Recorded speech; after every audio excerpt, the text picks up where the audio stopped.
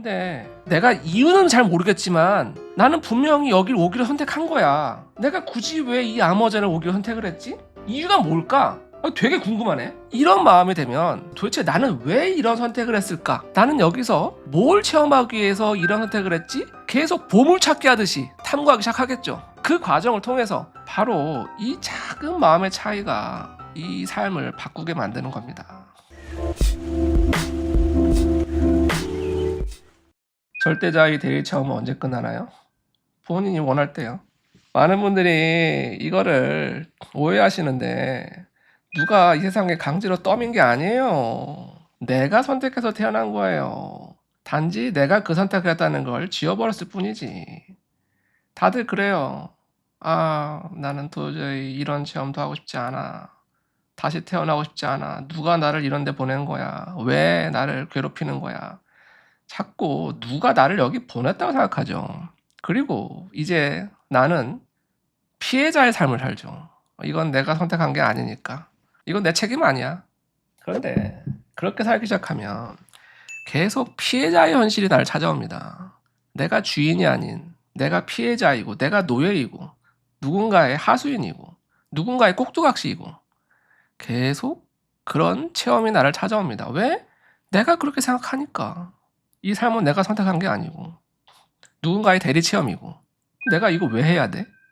이런 마음을 먹게 되면 내가 지금 이걸 왜 해야 되지 싶은 일만 나를 찾아와요. 이게 너무나 삶의 중요한 부분인데 그런데 그럼에도 불구하고 나한테 왜 이런 삶이 찾아오는지 이해는 할 수 없지만 최소한 내가 선택한 거다. 기억은 안 나지만 이렇게 생각하고 받아들이게 되면 뭔가 이유가 있겠지. 뭔가 이유가 있겠지. 좀 이걸 받아들이게 되고 이걸 나의 책임으로 내가 책임지려는 마음이 되고 그러면 내가 이제 이 상황을 내 주도적으로 내가 선택하고 내가 이어나가게 되고 바로 내가 내 삶의 주인이 됩니다. 주인 정신이 생기는 거예요. 내가 이 삶을 책임지게 되죠. 물론 그렇다고 해서 그 삶이 갑자기 편해지진 않을 거예요. 그런데 최소한 이제는 내가 피해자인 이런 현실이 아니라 조금씩 내가 주인인 현실이 나를 찾아오기 시작하죠. 내가 이 삶을 내가 나의 의지로 개척해 나가는 개척자의 현실이 나를 찾아오기 시작하죠.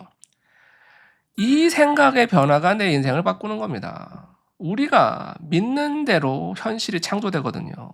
내가 이렇게 억지로 떠밀려서 어쩔 수 없이 대리 체험하는 이런 삶을 산다는 생각으로 살게 되면 계속 그런 현실이 나를 찾아옵니다. 그게 원하는 거라면. 그런데 내가 선택한 삶이고 내가 개척을 소위 말해서 아마존 오지를 탐험하는 그런 선택을 할 거야. 이런 선택할 수 있는 거잖아요. 그런데 내가 그런 선택하는 걸 까먹었어. 그런데 내가 오지에 있어. 근데 여기 누가 날 보낸 것 같아. 어떤 놈이 날 이런 데 보낸 거야. 다 하기 싫을 거예요. 내가 왜 이런 모기들 속에서 이렇게 살아야 돼. 다 싫을 거예요. 다 짜증나고. 그런데 내가 이유는 잘 모르겠지만 나는 분명히 여길 오기를 선택한 거야. 내가 굳이 왜 이 아머젠을 오기를 선택을 했지? 이유가 뭘까? 되게 궁금하네. 이런 마음이 되면 그래 일단 지금 조금 괴롭지만 조금만 가만 있어보자.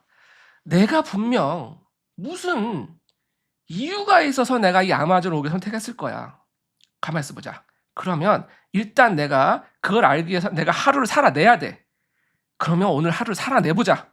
그러기 위해서는 뭐가 필요하지? 그래 먹을 걸 구하자. 낚시라도 하든가 옆에 있는 뭐라도 잡든가 좀 역겹지만 벌레도 한번 먹어보든가 이렇게 아마존에 들어가서 뭔가 생존하기 위한 선택하기 시작하겠죠. 그리고 내가 이 과정을 거치면서 도대체 나는 왜 이런 선택을 했을까? 나는 여기서 뭘 체험하기 위해서 이런 선택을 했지? 계속 보물찾기 하듯이 탐구하기 시작하겠죠. 그 과정을 통해서 나는 여기다가 어떤 오두막을 하나 짓기라도 할 것이고 또 그 과정에서 나 생각보다 낚시 잘하네? 이런 걸 느끼기도 할 것이고 완전히 삶의 태도가 방향이 달라진다는 겁니다. 똑같은 아마존에 떨어졌음에도 불구하고 어떤 사람들은 삶을 포기하고 비난하고 자포자기하고 아무것도 하지 못하고 소위 말해서 굶어 죽을 수 있겠죠. 하지만 어떤 사람들은 아니야. 내가 분명 내가 이런 선택을 한 이유가 있을 거야. 찾아내 볼 거야.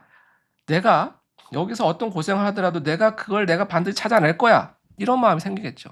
바로 이 작은 마음의 차이가 이 삶을 바꾸게 만드는 겁니다. 임나경님, 수호천사가 항상 나와 같이 있다면 내가 생각만 해도 수호천사가 알아챌까요? 아니면 소리내서 말을 해야 수호천사가 알아들을까요? 돌아가신 할머니를 보고 싶다면 생각만 해도 될까요? 아니면 소리내서 할머니 보고 싶다고 소리내서 말해야 할까요? 너무 궁금해요. 예전 영상에서 자꾸 중얼거리라고 그래야 수호천사가 듣는다고 말하긴 하셨어요. 물론 말을 안 해도 알아는 듣지만 그래도 소리내서 말해주길 더 원한답니다. 왜냐면 말이에요. 우리는 창조에 3가지 도구가 있다고 하잖아요. 생각, 말, 행동. 이 3가지 도구가 있다고 하잖아요. 생각이 일어나고 말을 하게 되고 행동하게 되면 창조가 일어나는 거예요. 그런데 이 단계에서 생각은 이거 생각도 약한 도구라고 하긴 좀 그렇지만 이 3가지 중에선 약한 도구죠. 3가지 중에선. 왜냐면 말입니다. 여러분 생각할 때 뭔가가 일관적으로 생각이 일직선으로 쫙 가는 게 아니잖아요. 생각은 끊임없이 왔다 갔다 해요. 수많은 생각이 막 동시에 일어나기도 해요. 막 이러고 싶고 저러고 싶고 막 이 말하고 싶고 저 말하고 싶고. 왜냐하면 생각은 되돌릴 수가 있으니까.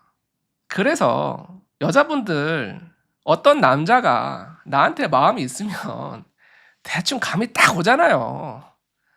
저 사람 또 나한테 좀 눈독 들이고 있네. 감 오잖아요, 솔직히. 그런데 분명 딱 봐도 나한테 마음이 있고 관심 있는 거 아는데 말을 안 해. 표현을 안 해. 그냥 사귀자고 말을 하든가 만나자고 말을 하든가 그 한마디를 안 해. 계속 주의를 그냥 알짱만 대면서 눈치만 줘. 그러면 그 남자한테 마음이 가요? 아니잖아요. 분명 그 마음을 알아도 말해주지 않으면 마음이 안 움직이잖아요. 그죠? 수호천사도 똑같아요. 그 마음, 그 생각을 모으지는 않죠. 그런데 생각으로 할 때보다 말로 할 때 더 강력한 이유가 생각엔 수많은 가능성과 옵션들의 향연이에요, 그냥. 이 말을 할 수도 있고, 저 말을 할 수도 있고, 막 이렇게 말할 수도 있고, 저 말할 수도 있고. 그죠? 되돌릴 수도 있고. 그런데 한번 뱉은 말은 되돌릴 수 없잖아요. 그래서 그냥 생각으로 하는 것보다 실제로 손에서 말한 게 강력한 이유가 바로 이것입니다. 한번 뱉어버린 말은 되돌릴 수가 없으니까. 그래서 그냥 생각으로 하는 것보다 말을 해버리는 게 강력하다는 겁니다. 그런데 더 강력한 건 행동이죠. 말은 누가 들은 사람이 없으면 또 사라지잖아요. 하지만 행동은 물질로 남잖아요. 그래서 창조의 3가지 도구는 생각, 말, 행동인데 이 3가지 중에서 가장 강력한 건 당연히 행동이고 그 다음 강력한 건 말이고 그 다음으로 강력한 건 생각이죠. 생각도 강력하지 않다는 건 아니에요. 생각도 창조의 힘이 있어요. 그런데 그것보단 말로 하는 게 더 강력하기 때문에 그래서 생각보다는 직접 말로 하는 게 수호천사가 더 강하게 할머니도 더 강하게 반응해 줄 거예요. 김무순님 상의자가 나한테 뭘 원하는지 도무지 모르겠습니다. 항상 내 의지대로 뭘 하려고 하면 느낌으로 비난과 욕이 들립니다. 어떻게 해야 이 답답한 상황이 해결될 수 있을까요? 이것도 한번 말로 뱉어보세요. 상의자가 나에게 바라는 건 내가 원하는 걸 바랍니다. 상의자는 나한테 뭘 시키지 않아요. 우리는 상의자의 꼭두각시가 아닙니다. 그 상의자의 뜻대로 우리가 살아야 되는 거 아니에요. 우리 상의자는 그냥 우리를 지켜볼 뿐이죠. 그래서 만약에 이런 내 안에 비난과 욕이 올라온다 그러면 왜 이런 마음이 드는지 그 마음의 뿌리를 따라가세요. 그런데 많은 분들은 이런 비난과 욕이 올라오면 자꾸 이거 비난하면 안 돼, 욕하면 안 돼. 이거 나쁜 거야. 왜 내 안에 악마가 있나? 아니에요. 이것도 신호예요. 뭔가 나를 알아달라는 신호입니다. 구조 신호예요. 여기서 나 여기 뭐가 아픈 데 있다고, 나 무서운 거 있다고, 나 뭔가 지금 잘 안 되는 거 있다고 여기서 신호 보내는 거예요. 근데 그 신호를 자꾸 무시하고 나 이러면 안 돼. 착하고 선하게 살아야 되는데 내 상대방은 왜 자꾸 나한테 이런 나쁜 소리를 들리게 하지? 이러니까 모르는 거예요. 오히려 그 비난하고 욕하고 이런 올라오는 마음을 따라가 보세요. 장담하건대 거기 뭔가 풀리자는 마음이 있어서 그래요. 거기 뭐가 아픈 데가 있어서 그래요. 뭐가 무서운 데가 있어서 그래요. 제가 상담하는 분들이 다 이런 문제로 오시는 거예요.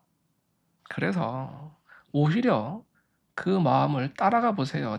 다만 이 비난하고 욕하고 싶은 마음을 남에게 쏟아놓으면 그때 문제가 되는 거죠. 그때. 왜?